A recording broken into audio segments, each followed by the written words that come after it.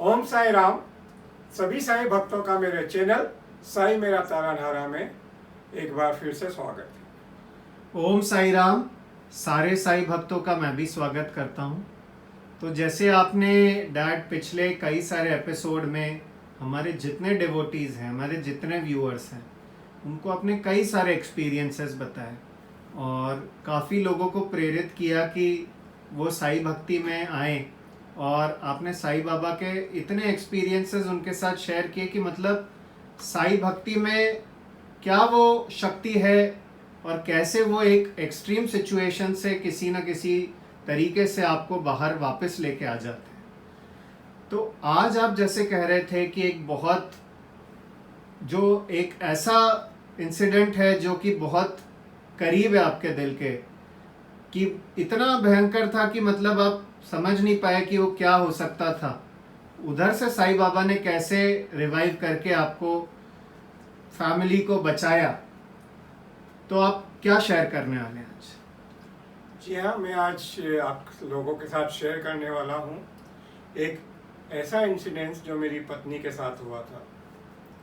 मैं अपने पिछले कुछ वीडियोस में आपको बताया कि कैसे बाबा ने मेरी पत्नी और मेरे बेटे की जो मॉब लिंचिंग में जान बचाई। एक बार हवाई यात्रा में उनके साथ बहुत बड़ा हादसा होने वाला था, उसमें उनकी जान बचाई। एक बार मेरी पत्नी को सांड ने मारा था, तो उसमें उनकी जान कैसे बाबा ने बचाई, उस बारे में बताया। एक बार जब काका जी हमारे घर में चेन्नई में थे, तो एक बार वो जब मरणासन स्थिति में पहुंच गई थी, तो काका जी ने उन्हें जो उल्टी पिलाई थी, उसके कारण उनकी जान कैसे बची, उस बारे में आपसे बताया। आज मैं एक ऐसा ही एक और भयंकर इंसिडेंस जो उनके साथ हुआ, उसके बारे में आप लोगों से जिक्र करूँगा।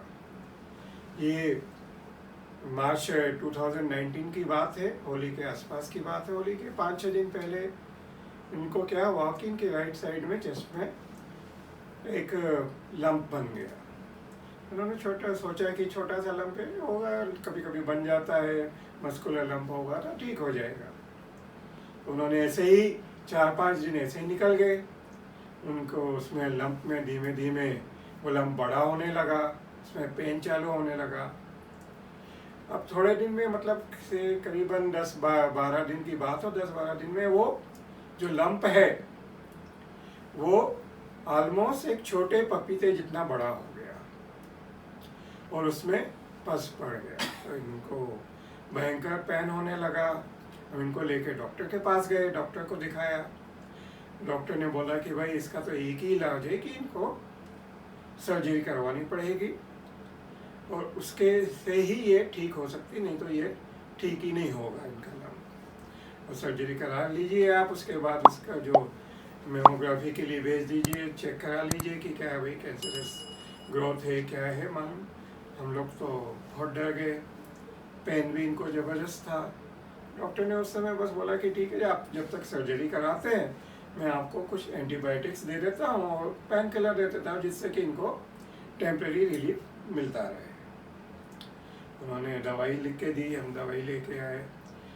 हमने पहले 3 दिन के इनको एंटीबायोटिक्स का डोज दिया, फिर 5 दिन का दिया, फिर 7 दिन का दिया, फिर 9 दिन का दिया, पर उससे कुछ बहुत ज़्यादा फर्क नहीं पड़ा।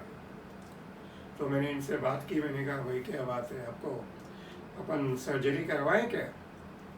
तो इन्होंने बोला कि अपने इतनी ज़िंदगी होगी अपने, हमें बाबा ने हमेशा अपना साथ दिया है, अपने को कैसी कैसी मुसीबतों से, कैसे कैसे तकलीफ़ों से बाबा अपने को बाहर निकाल के लाए हैं। तो अपन तो बाबा के से ही प्रार्थना करते हैं। और बाबा की जो ऊदी है, बाबा की ऊदी की महिमा तो सब लोग जानते ही हैं। ऊदी लेंगे, उससे ही अपन इलाज करते हैं।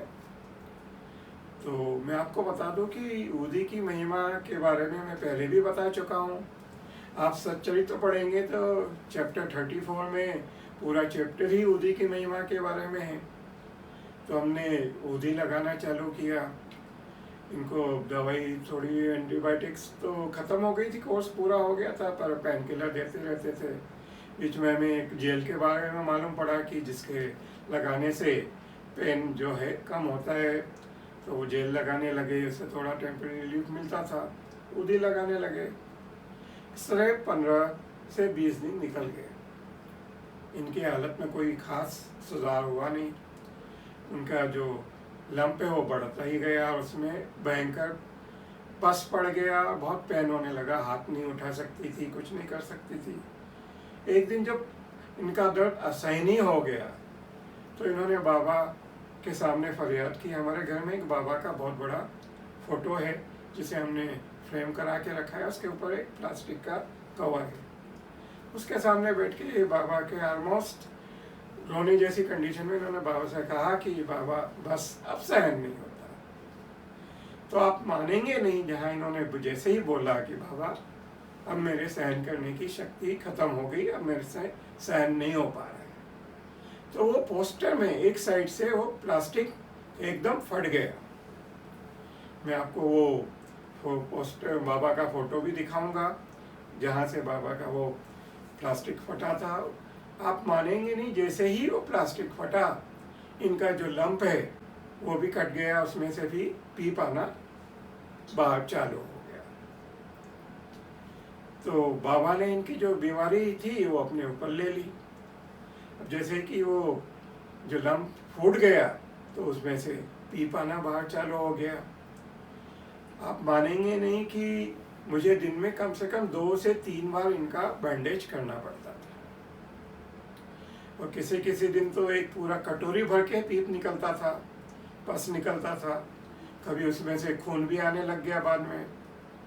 तो धीमे धीमे वो जो है पस कम होने लगा, गठान की स्वेलिंग कम होने लगी, दर्द कम होने लगा। पर इस पूरी प्रक्रिया में करीबन 2.5 से 3 महीने लग गए। और इस पीरियड में इन्होंने इतनी हिम्मत रखी, बाबा से रोज प्रार्थना करती रही और बाबा ने वाकई हमें ऐसा मतलब इस कठिन परिस्थिति से बाहर निकाला। क्योंकि हमें तो लग गया था कि यदि कैंसर की ग्रोथ हुई तो पूरी ज़िंदगी के लिए मेरी तकलीफ हो जाएगी, पूरा परिवार बिखर जाएगा।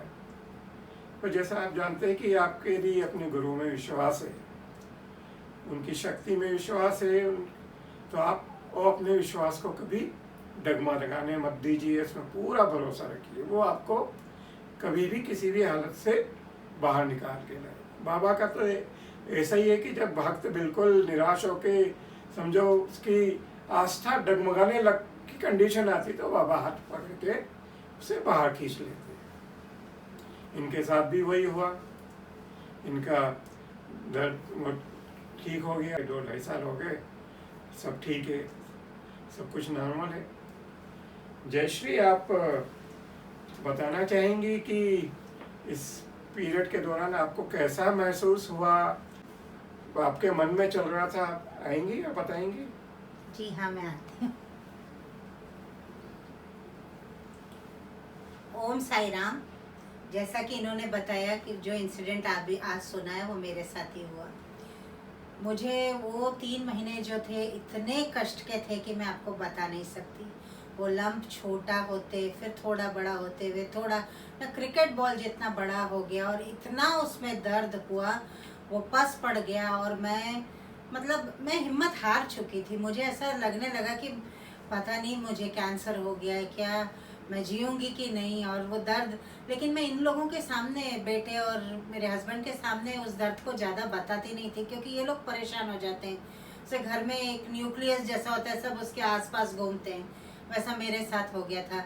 मैं पर कितना छुपाती उस दर्द को। जब दर्द असहनीय हो गया तो एक दिन मैं ऑलमोस्ट टूट गई और मैं भगवान के सामने रोने लगी, बाबा के सामने, कि बस अब मुझसे दर्द सहन नहीं होता। जैसे ही मैंने ये कहा तो हमारे यहाँ जो एक बड़ी सी बेडरूम में फ़ोटो लगी है, उसमें जो ऊपर से हमने उसको लैमिनेट कर रखा है पेपर से, वो पेपर एक तरफ से पूरा फट गया। वो फटा और मेरा यहाँ जो चेस्ट का वो लंप के उधर से भी फट गया और उसमें से जो पीप निकला है। फिर डॉक्टर साहब ने पूरे समय 3 महीने तक रोज दिन में 3-3 बार 2 बार ड्रेसिंग करके वो पस को निकाल के, हालांकि मुझे कष्ट बहुत होता था लेकिन वो है कि मैंने भी सहन किया और बाबा ने मुझे वो सहन करने की शक्ति दी।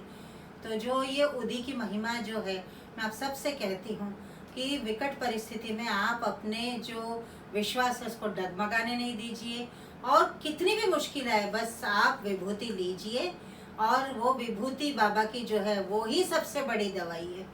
कि जब सारी चीज़ें फेल हो जाए, आपको कहीं कोई सहारा न मिले, आप विभूति लीजिए, माथे पर लगाइए, सच्चरित्र पढ़िए, आपका जरूर जरूर कोई भी मुश्किल काम पूरा होगा। जो मेरे साथ हुआ है, मैं चाहती हूँ आप सब लोग भी अगर परेशानी में रहें तो उस विभूति को लीजिए और आप एक मिरेकलस चेंज पाएंगे। बस आप टोटल सरेंडर कर दीजिए कि बाबा आप ही सब कुछ है और आप ही करेंगे, और निश्चित रूप में बाबा आते हैं और वो काम पूरा करते हैं। बस मैं इतना ही कहना चाहूँगी कि आपके फेथ को कभी डगमगाने नहीं दीजिए, टोटल सरेंडर कर दीजिए बाबा के चरणों में। ओम साई राम। तो जैसे अभी आपने बताया और मम्मी ने भी बताया कि कैसे पूरा वाक़या हुआ, तो उदी की महिमा आपने बताई, कैसे उदी के सेवन से बाबा के ऊपर अटूट विश्वास रखने से इतनी बड़ी जो घात हो सकती थी, इतना बड़ा जो कष्ट था वो उतरा। बहुत सारे डिवोटीज ये पूछते हैं कि आजकल जैसे एक्सेस नहीं मिल पाता उदी का, जा भी नहीं पाते, तो उदी का सेवन कैसे कर सकते हैं, उदी कैसे मिल सकती है डिवोटीज को? मेरे सभी सारे भक्तों से यही कहना है कि शिरडी में उदी मिलती है, पर वो मुश्किल से 1 या 2 पैकेट मिल पाती है। अभी तो पैंडेमिक के कारण शिरडी में दर्शन भी बंद है, जाना नहीं हो पाता है, भक्त जा नहीं पाते हैं। आप पोस्ट से भी मंगाएंगे तो ऑनलाइन भी तो मुश्किल से 1 या 2 पैकेट मिलते हैं, वो भी इतने छोटे कि वो सफिशिएंट नहीं होते हैं। हमारे पास जो शिरडी की उदी है, से हमारे पास महाकाल की जो भस्मारती की उदी है, और हमने महाचंडी का यज्ञ किया था, उसके जो राख है उसको हमने छान के उदी के रूप में वो सब मिक्स करके रखा है, वो हम यूज़ करते हैं और जो भक्त यदि मांगते हैं तो उनको देते हैं। पर यदि जिन भक्तों का एक मतलब जो बहुत दूर रहते हैं, जिन्हें पास कोई साधन नहीं है, कोई सुविधा नहीं कि वो उदी कैसे प्राप्त करें, तो मेरा यही कहना है कि बाबा की उदी जो है, आप बाबा के फोटो के सामने, बाबा की मूर्ति के सामने बैठ जाइए, धूप लगाइए या अगरबत्ती लगाइए, उसकी जो राख होती है वो भी उदी ही जितनी पावरफुल होती है। बस बाबा से प्रार्थना कीजिए, बाबा मुझे ये उदी है, मैं इसका सेवन करना, मुझे ये तकलीफ है, आप मेरी सहायता कीजिए। तो सब कुछ जो है अपने विश्वास के ऊपर है। आप यदि सच्चरित्र पढ़ेंगे तो एक जो है बाबा के भक्त, जो बाबा के बहुत क्लोज थे, वो एक बार कहीं रास्ते में जा रहे थे तो उन्हें एक भक्त मिला, उन्होंने पूछा कि मेरी तकलीफ है, मुझे उदी चाहिए। तो उनके पास उस समय उदी नहीं थी, तो उन्होंने सड़क पर से धूल उठा के बाबा से प्रार्थना की, बाबा इस भक्त की तकलीफ को दूर कीजिए। आप मानेंगे नहीं, उस सड़क की राख जो बाबा के विश्वास के कारण उदी में परिवर्तित हो गई और भक्त की तकलीफ दूर हो गई। तो बस आप विश्वास की बात है, आप विश्वास रखिए, अपने आप को पूरा बाबा के टोटल सरेंडर कर दीजिए, फिर बाबा अपने आप सब कुछ राह दिखाते रहेंगे। ये जो एक्सपीरियंसेस की कड़ी चल रही है और जो आप सारे इंसिडेंट्स शेयर कर रहे हैं, तो आने वाले एपिसोड में आगे आप कौन सा इंसिडेंट शेयर करने वाले हैं? आने वाले वीडियो में मैं बताऊंगा कि हमारे घर में जो बाबा की प्रतिमा है, जो बहुत साल वर्षों से हमारे साथ है, वो इतनी चमत्कारिक प्रतिमा है, उसके कारण जो भक्त आते हैं उनकी तकलीफ आती है। उसमें कुछ भक्तों के साथ जो अनुभव हुए, जो चमत्कार हुए, वो मैं आपके साथ शेयर करूँगा। मैं अपना ये वीडियो ख़त्म करूँ उसके पहले मैं आपको बाबा का फ़ोटो दिखाना चाहता हूँ, जिसके बारे में मैंने अपने पूरे इस एपिसोड में आपको बताया कि कैसे वो उसकी जो कवर है वो फटा और कैसे उसके कारण जो मेरी वाइफ के जो तकलीफ थी, वो लंप था, वो भी फूटा। उस बारे में मैं आपको बताता हूँ। मैं जिससे फ़ोटो की बात कर रहा था बाबा के, ये वही फ़ोटो है। आप देखिए यहाँ से फटा हुआ है। तो ये उस समय हुआ था जब जयश्री को भयंकर पेन हुआ और उसने बाबा के सामने टोटल सरेंडर कर दिया कि बाबा अब ये मुझसे सहन नहीं होता। और ये यहाँ से प्लास्टिक अपने आप फट गया। जैसे ही प्लास्टिक फटा, उनके जो लम्ब था वो भी फूट गया, उसमें से पस आना चालू हो गया। उसके बाद जो हीलिंग की प्रक्रिया चालू हो गई। मैं सभी साईं भक्तों को बताना चाहता हूँ कि जो मिरेकुलस बात इस एपिसोड में ये है कि मेरी वाइफ जो है हाईली डायबिटिक है, उनकी शुगर कभी 250 से कम नहीं होती है और उस कंडीशन में सर्जरी भी पॉसिबल नहीं थी। तो ये जो बाबा का चमत्कार ही था जिसके कारण वो ठीक हुई। और जो हीलिंग प्रोसेस है इसमें टाइम भी इसलिए लगा कि वो डायबिटिक थी। तो मेरे सभी साईं भक्तों से यही कहना है कि आप मेरे साथ जुड़े रहिए, मेरे वीडियो को लाइक कीजिए, शेयर कीजिए, मेरे चैनल को सब्सक्राइब नहीं किया तो सब्सक्राइब कीजिए, बेल आइकन को दबाइए और बाबा का नाम लेते रहिए। ओम साईं राम।